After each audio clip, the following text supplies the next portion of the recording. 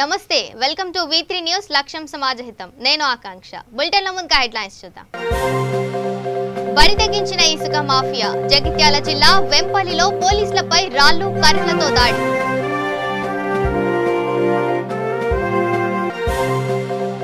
రాజన్న సిరిసిల్ల మండలంలో మంత్రి కేటీఆర్ పర్యటన రోడ్డు ప్రమాద బాధిత టీఆర్ఎస్ కుటుంబాలను పరామర్శించిన నేత దళితులకు న్యాయం చేయాలని బీజేపీ డిమాండ్ రంగారెడ్డి జిల్లా కడతాల్లో ర్యాలీ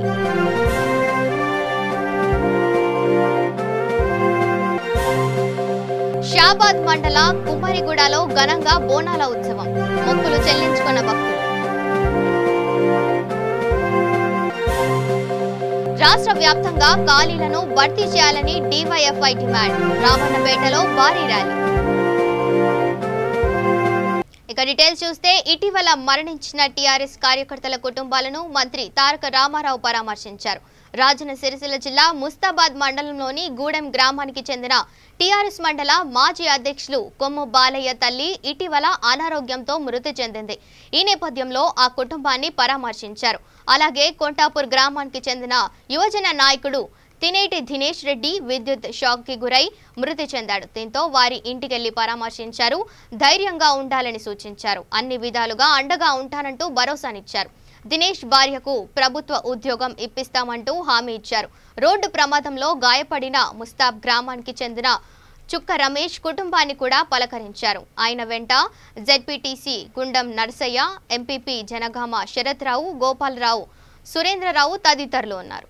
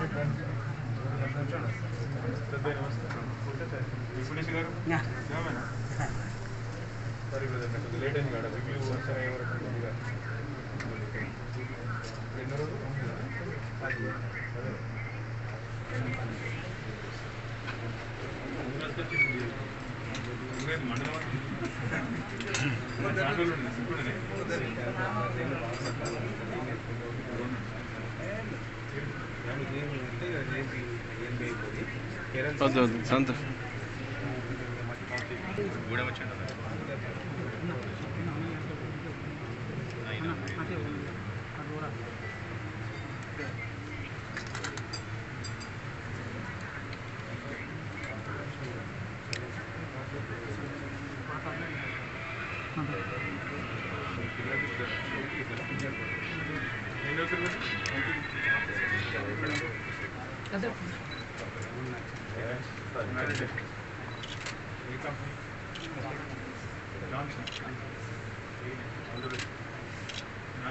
మొత్తం నువ్వే చూసుకుంటావు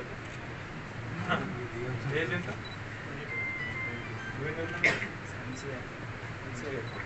ఆయన పెద్దదా నువ్వు పెద్దదా నీ ఏజ్ ఎంత నువ్వు ట్రై చేస్తావా అలాగే జోరుదారు పైసలు వస్తాయి గవర్నమెంట్ చెప్పాడు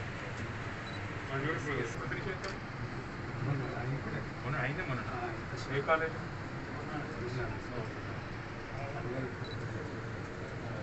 కోహ్లీ వాళ్ళు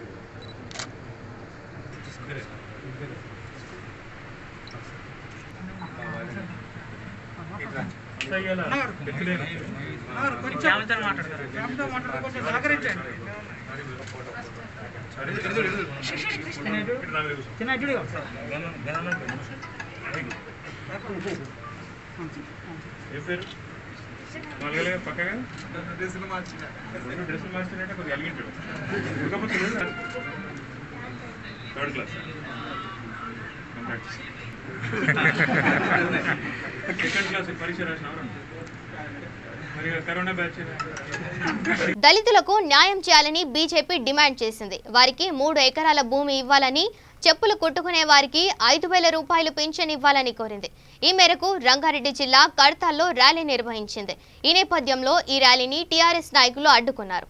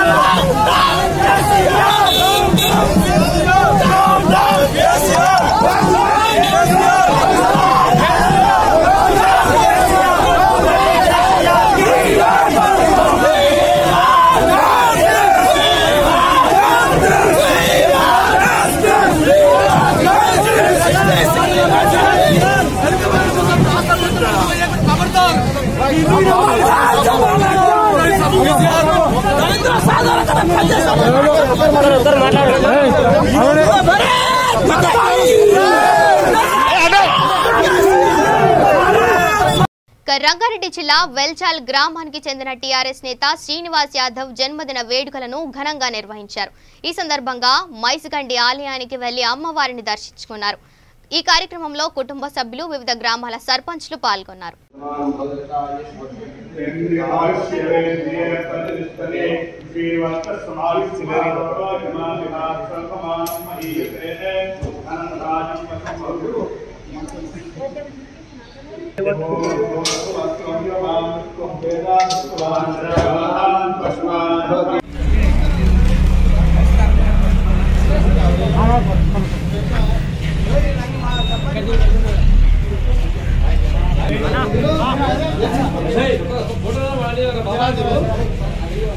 ఇక్కడ చూడరు అందరూ అన్న కొంచెం దిగా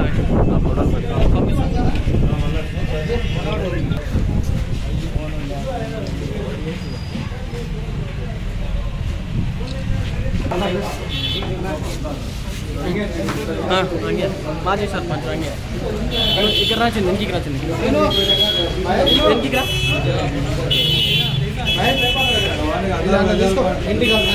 ఇక ఇటీవల వర్షాల దాటికి దెబ్బతిన్న నిజామాబాద్ జిల్లా బాల్కొండ నియోజకవర్గంలోని ముచ్చూర్ నల్లపల్లి చెరువు కట్టను యువనేత ఏలేటి మల్లికార్జున్ రెడ్డి తదితరులు సందర్శించారు. నీట మునిగిన పంటలను పరిశీలించారు. పంట నష్టపోయిన రైతులను కలిసి ధైర్యం చెప్పారు. సర్వే చేయించి బాధిత రైతులకు ప్రభుత్వం తక్షణమే నష్టపరిహారం చెల్లించాలని కోరారు. ఈ కార్యక్రమంలో భీమ్గల్ మండల అధ్యక్షులు మహిపాల్, నిమ్మల శ్రీనివాస్, మల్కన్న గారి మోహన్ తదితరులు పాల్గొన్నారు. ఇటీవలే ముచ్కూరు గ్రామంలో నాలపల్లి చెరువు కట్ట దిగడం జరిగింది. ఇది యావత్ తెలంగాణ ఎలక్ట్రానిక్ మీడియా కవర్ చేసింది. ఈరోజు గ్రామానికి వచ్చి రైతులను కలిసినాము. రైతులు ఒక సంవత్సరం వచ్చి చెరువు కట్టను మరమ్మతు చేయమని చెప్పి గవర్నమెంట్ కోరడం జరుగుతుంది. గవర్నమెంట్ పట్టించుకోక నిర్లక్ష్యం చేయడం వల్ల ఈరోజు చెరువు కట్ట తెగి 4-5 ఫీట్ల ఇసుకాల పొలాల జమైంది. మొత్తం వరి నాటకు పాడి సుమారు నాకు కనిపిస్తున్నంత మంది 50 నుంచి 60 ఎకరాలు పాడి. ఇది కాకుండా ఈ చర్నీలు పోయి ఇంట్లలోకి పోయి ఇల్లు కూడా పాడేది. ప్రభుత్వం ఇమీడియట్గా స్పందించి ఎకరంకి 25 నుంచి 30,000 వరకు ప్రతి రైతుకు ఇవ్వాలని చెప్పి కోరుకుంటున్నాం. ఎందుకంటే రేపు పొద్దున మళ్ళీ ఇక్కడ వరి నాట్లు వేయాలంటే దీనికి చాలా పని చేయాల్సిన అవసరం ఉంది. ప్రొక్లైనర్ తెచ్చి తీయాలి, మళ్ళా సాగుకు రెడీ చేయాలి. భూమిని అంటే రైతుకు కమ్సే కమ్ అతి తక్కువలో కానీ 30,000 రూపాయలు ఖర్చు అయింది. దయచేసి గవర్నమెంట్ ఆదుకోవాలి. రైతు పక్షాన్ని నిలబడి వాళ్ళు చేసిన నిర్లక్ష్యానికి క్షమాపణ చెప్పి రైతులకు ఇంకోసారి ఈ నిర్లక్ష్యాలు కాకుండా ఈ మరమ్మతు ఇప్పటికి కూడా కాలేదు, మళ్ళా వాన పడితే మళ్ళీ అదే పరిస్థితి వచ్చే పరిస్థితి ఉన్నది. అందుకని ఇమ్మీడియట్గా మరమ్మతు చేసి రైతులను కింద పండించే రైతులను ఆదుకోవాలని చెప్పి కోరుకుంటున్నాను. భారత్ మాతాకి షాబాద్ మండలం కుమ్మరిగూడ గ్రామంలో మహంకాళి అమ్మవారి బోనాలే ఉత్సవాలు ఘనంగా జరిగాయి. ఈ సందర్భంగా పోతురాజులతో విన్యాసాలు నిర్వహించారు. అనంతరం భక్తులు అమ్మవారికి తమ మొక్కులు చెల్లించుకున్నారు. ఈ కార్యక్రమంలో పోనమోని కుమార్, కాంగ్రెస్ నేత దేశమల్లు ఆంజనేయులు, శ్రీశైలం యాదవ్ తదితరులు పాల్గొన్నారు.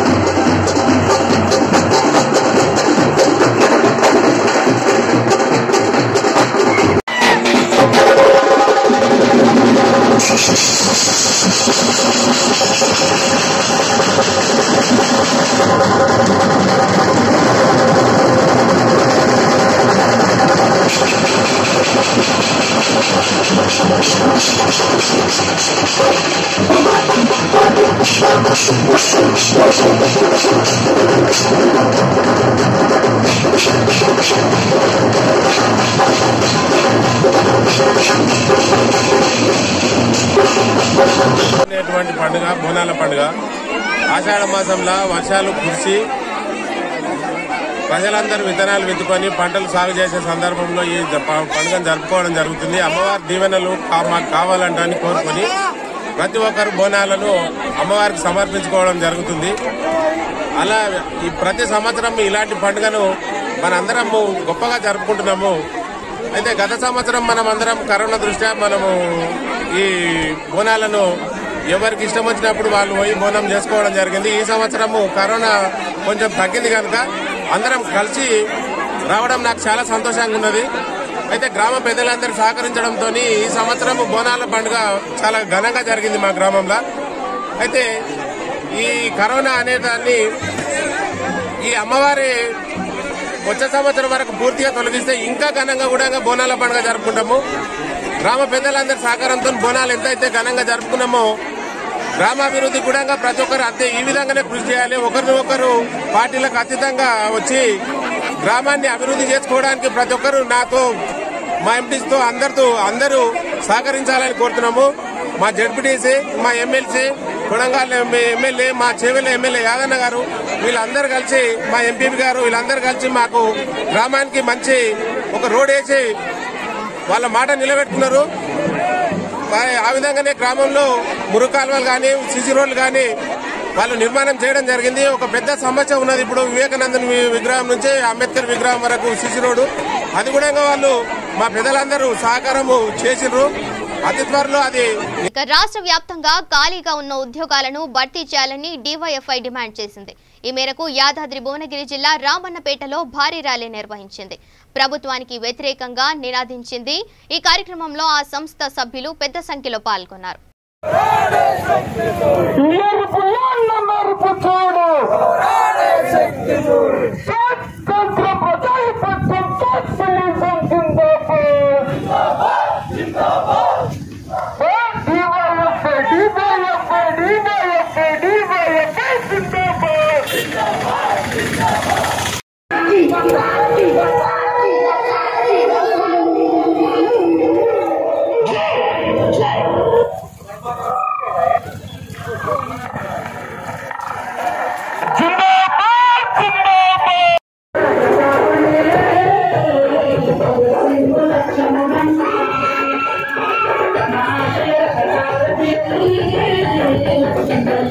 ఇక ఆదిలాబాద్ జిల్లా దిలావర్పూర్ గ్రామంలో రోడ్డు ప్రమాదం జరిగింది. ఎదురెదురుగా వస్తున్న 2 వాహనాలు ఢీకొన్నాయి.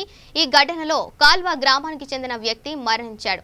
మృతుడిని నర్సయ్యగా గుర్తించారు. పోలీసులు కేసు నమోదు చేసుకుని దర్యాప్తు చేస్తున్నారు.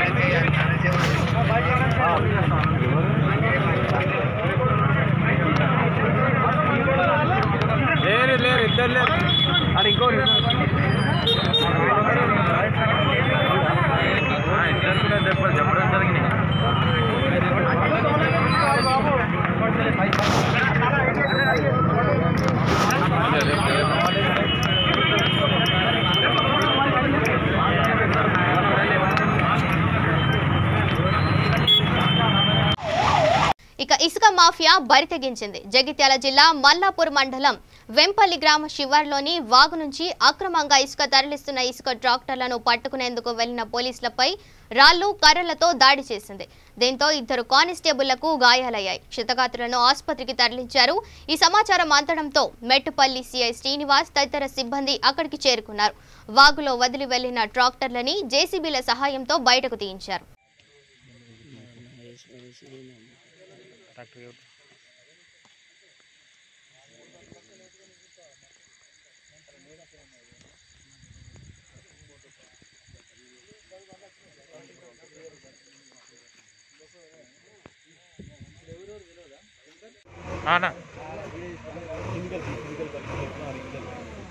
అన్న నువ్వు ఎక్కరా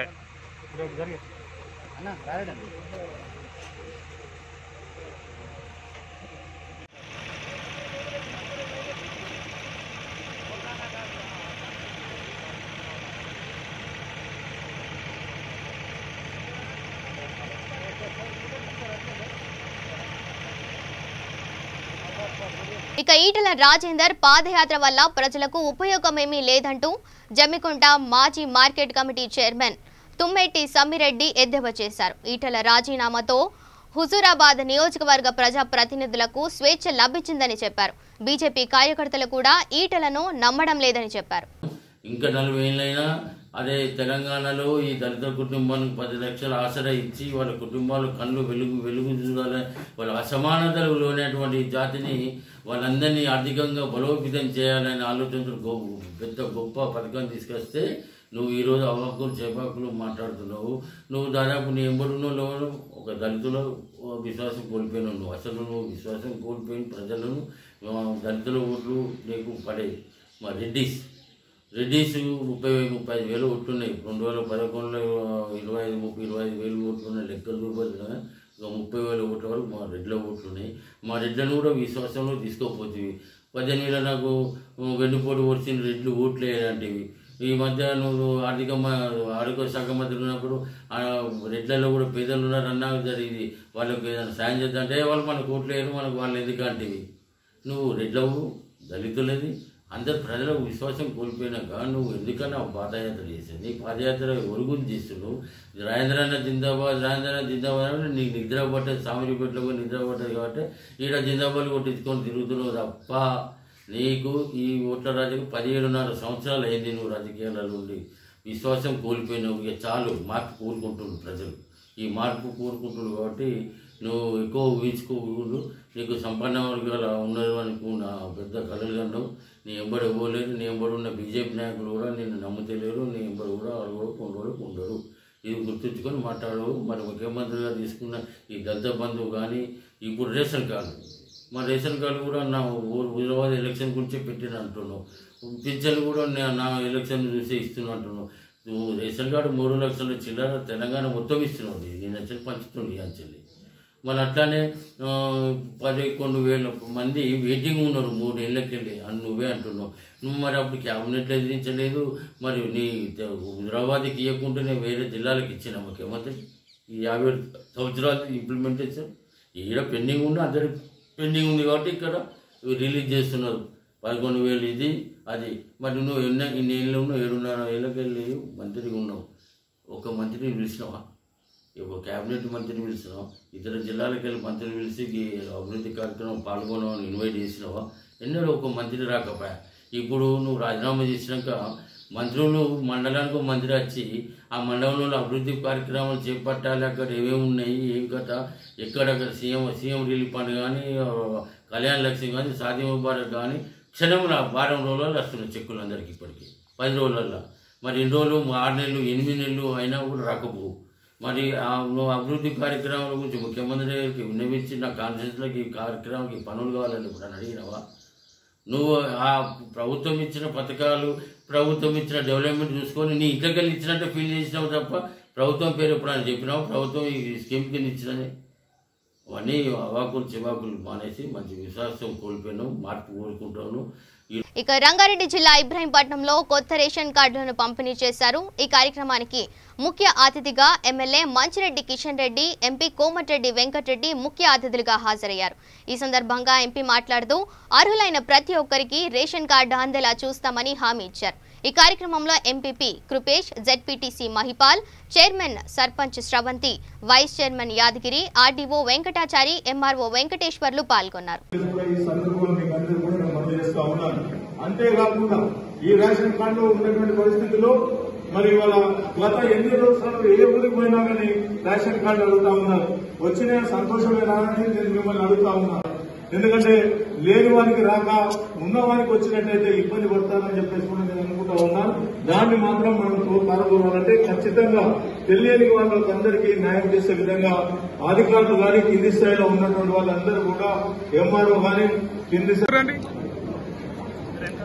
జాగ్రత్తగా చూసుకోండి. ఒకవేళ ఏమన్నా అది మళ్ళీ చూడండి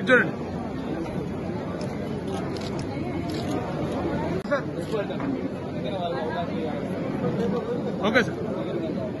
కార్యక్రమం గత 4-5 సంవత్సరాల నుంచి ఎక్కడ పోయినా కానీ గ్రామాలలో రేషన్ కార్డు లేదు సార్, నాకు ఇబ్బంది అవుతుందా సార్, నా కార్డు కొట్టేసింది సార్, నా ఇబ్బంది పడతా ఉన్నాం సార్, నా చిన్న ట్రాక్టర్ ఉంటే కొట్టేసారు, లేదా ఆటో ఉంటే తీసేశారు, ఇలాంటి సర్వేలు చేసేసి కొంత ఇబ్బంది పెట్టినటువంటి పరిస్థితి ఆనాడు కనబడినటువంటి కార్యక్రమం.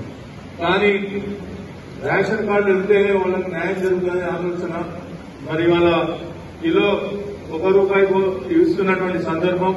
అదేవిధంగా ఇంకా మిగతా ఆరోగ్యశ్రీ కానీ మిగతా ఏ బెనిఫిట్ కావాలన్నా రేషన్ వైట్ కార్డు ఉంటే మాత్రం చాలా లబ్ధి పొందే విధంగా కుటుంబాలు ఉంటాయనే ఆలోచనతో గౌరవ ముఖ్యమంత్రి గారు కూడా ఒక మంచి ఆలోచన చేసి ఈ రేషన్ కార్డు ఇన్ని ఇస్తున్నాం సబ్సిడీలతో యుక్తంగా ప్రజలకు ఎంతో న్యాయం చేస్తా ఉన్నాం, అన్ని కుటుంబాలను ఆదుకుంటా ఉన్నాం, రైతులను ఆదుకుంటా ఉన్నాం, అట్టడు బలహీన వర్గాలను ఆదుకుంటూ ఉన్నాం, బీసీలను ఆదుకుంటా ఉన్నాం, ఇవన్నీ కూడా చేస్తా ఉన్నాం. ఈ రేషన్ కార్డుల విషయం చాలా ఇబ్బంది పెడతా ఉన్నారు ప్రతి ఊళ్ళో. కానీ ఈ కార్యక్రమం సక్సెస్ చేయాలంటే ఏం చేయాలనేది స్టడీ చేసిన తర్వాత ఆన్లైన్ లో అప్లై చేసుకుని ఎవరికైతే కార్డు లేవో వాళ్ళందరికీ కూడా న్యాయం చేయాలని చెప్పేసి ఇవాళ 1,00,000 కార్డు మొత్తం తెలంగాణ ప్రభుత్వం తెలంగాణ రాష్ట్రంలో ఇవ్వడం జరుగుతూ ఉంది. ఇక బులెటిన్ ముగించే ముందు హెడ్లైన్స్ మరోసారి చూద్దాం. బరి తెగించిన ఇసుక మాఫియా. జగిత్యాల జిల్లా వెంపల్లిలో పోలీసులపై రాళ్లు కర్రలతో దాడి.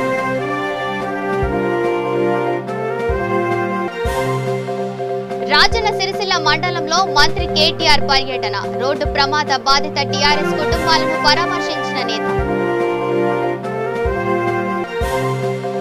దళితులకు న్యాయం చేయాలని బీజేపీ డిమాండ్. రంగారెడ్డి జిల్లా కడతాల్లో ర్యాలీ.